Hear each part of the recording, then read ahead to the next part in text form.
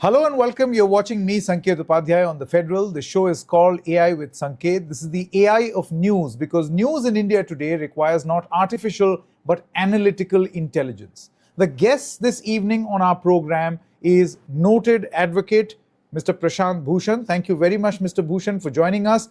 The topic that we are going to discuss is the SIR exercise. Now, just a couple of days ago, Mr. Prashant Bhushan, along with three other luminaries, they addressed a press conference in which they explained how these deletions from the voter list in the name of a special intensive revision may actually not be a very fair exercise because 91 lakh deletions is a story in itself.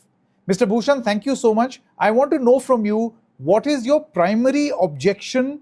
Is it the exercise of special intensive revision in which electoral rolls are cleaned up regularly, which this election commission says is their duty and their job, or the fact that there is no or very little scope of grievance redressal that 91 lakh people have been deleted? No, we have several objections to this exercise. The first is that this is not contemplated, this preparing a new voters list without referring to the old one is not contemplated by the law, by the Representation of People Act at all. The Representation of People Act has a provision for this intensive revision, and it says that it can be done in a constituency or a part of a constituency for reasons to be recorded in writing.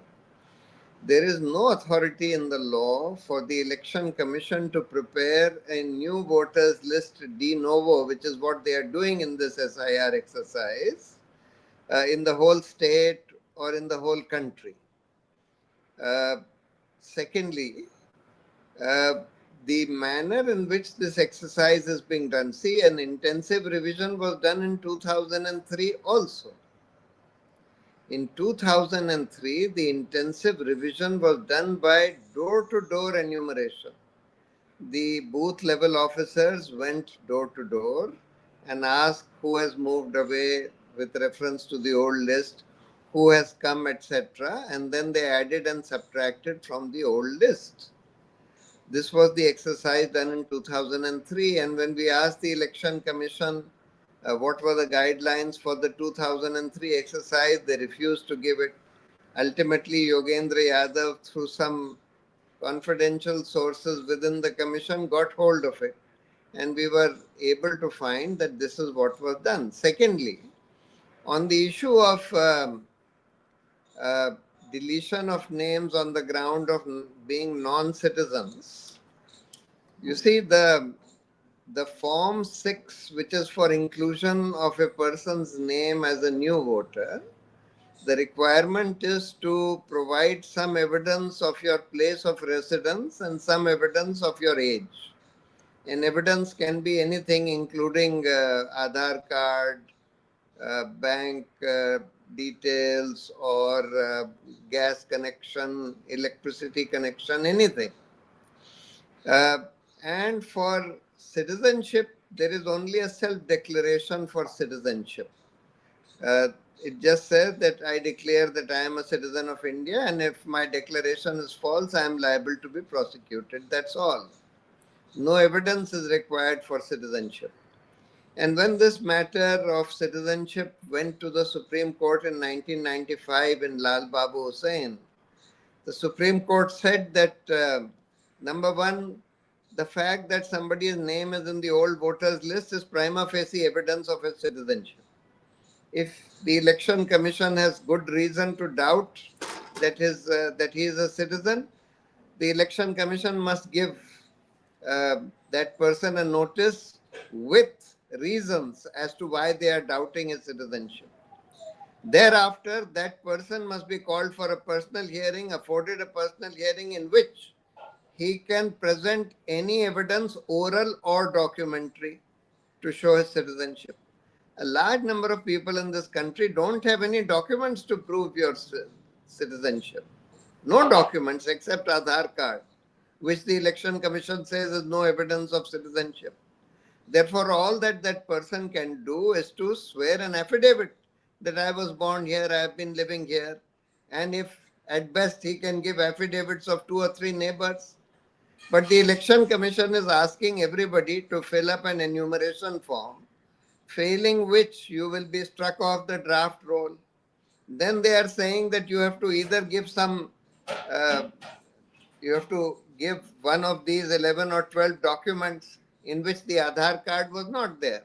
The other documents we analyzed in Bihar were possessed by only about less than 50% people. I mean, more than 50% people didn't have any one of those 11 or 12 documents. The only document which was there with a substantial number of people was the matriculation certificate. Beyond that, they didn't have. So therefore, then the election manual itself says that the election commission must be very transparent in its exercise. Every time that somebody applies for inclusion of his name, that details of that should be put up on the website. Every time that a form is given for deletion of somebody's name, that should be put up on the website. They are not doing this at all. Nothing like this is being done. Then their own manual says that you must use the deduplication software to weed out duplicate voters. Where you see photographic duplication, that means 10 people with the same photograph are registered in the electoral roll. Or you see demographic similarity, that means same name, same father's name, same address, etc. They are not even using that. Then the manual says that they must hold what is called booth level sabha or ward sabha or gram sabha, in which they call everybody as to uh, who are the voters here, etc. And they use the old voters list on the basis of which they do that. They are not even doing that.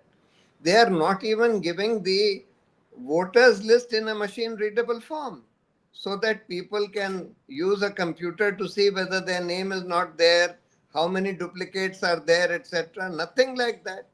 So the Election Commission wants to do this whole exercise in a very, very hush-hush manner without any transparency and do it in complete violation of their own manual, of their own rules, of the Act, etc. And unfortunately, the Supreme Court is allowing them to do this illegal exercise in which, and now they've got a new category called logical discrepancies. See, in Bengal, some 60 lakh people were removed because they didn't sign the enumeration form. Now 27 lakh more people have been removed because of what is called logical discrepancies. 60 lakh people were identified as having logical discrepancies, which means more than 50 or more than 20 people living in the same house, name and the name in your documents and name in the voters list not exactly matching, or father's name not exactly matching, the age difference between father or mother and the children being less than 20 years. These are called logical discrepancies. And this list of 60 lakhs flagging logical discrepancies was prepared by the Election Commission Central Office. And it is clearly the algorithm which has been used in preparing this list of logical discrepancies is a Malafide algorithm which is designed to target mainly Muslims. Because in this logical discrepancies, Muslims have been target vastly disproportionate to their population.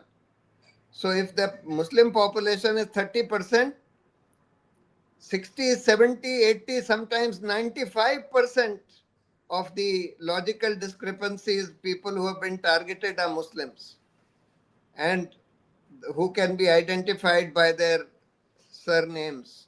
So therefore, it is absolutely clear that this exercise is not only in violation of the Act, the rules, their own guidelines, their manual, etc., but it is also a clearly Malafide exercise designed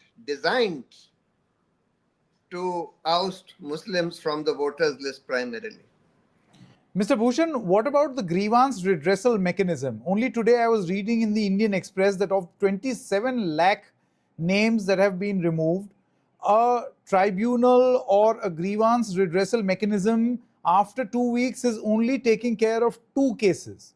27 lakh deletions, 2 cases being taken up. Do you think, and then of course you've got a deadline of an election where your electoral rolls have to be in place for an electoral exercise. So, do you feel that there is very little window available for grievance redressal? Yes, there is very little window available. There are hardly any tribunals to determine the grievances against these 27 lakh deletions. And the Supreme Court says that, look, these 27 lakh deletions have been done by judicial officers. We analyzed how many cases were being decided by these judicial officers.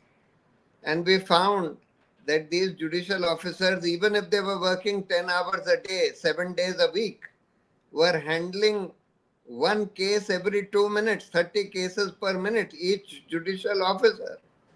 And on that basis, you are deleting 27 lakh people without giving them a hearing at all. No hearing was afforded to these people by these judicial officers. And the list of logical discrepancies which these judicial officers were asked to decide was prepared by the Election Commission of India sitting in Delhi, which we know functions like an extension of the BJP office, which we have seen as functioning like an extension of the BJP office, where there were Muslims were clearly targeted. And when you tell judicial officers that you have to decide so many cases, 300 cases a day, not 300 cases a day, which means less than 2 minutes, even if you work 10 hours a day, less than 2 minutes per case, this is what is likely to happen, which is what has happened. And you are deciding their fundamental right, their right to vote, which has been declared to be a fundamental right, and taking it away in this cavalier manner. And then the Supreme Court says that, well, it doesn't matter, they can come back through the grievance redressal mechanism, through these tribunals, and they can vote in the next election. Mr. Bhushan, do you feel that a legal intervention is the crying need? Because based on what you are telling me, if there is an algorithmic othering of Muslims in the SIR exercise, then don't you think that a legal effort needs to be made to make sure that this exercise is fair? What can legally be done in a case like this? Legally, they should have said that, look, the Election Commission's own manual said that you cannot do an intensive revision in less than 6 months. And they have been doing it in 3 months in Bihar and 3-4 months in West Bengal, etc. It cannot be done in such a hurry. So therefore, the Supreme Court should have stopped this exercise and said that let it be done in a proper manner with due time that is required. But you are allowing it to be done in such a hurry. So judicial intervention is there. I mean, there are these cases which are going on in the Supreme Court. And I'm sure that lawyers for Trinamool Congress, etc., have been pointing out these things. But unfortunately, the Supreme Court is allowing this whole illegal exercise to become a fait accompli. All right. Thank you very much, Mr. Bhushan, for joining us.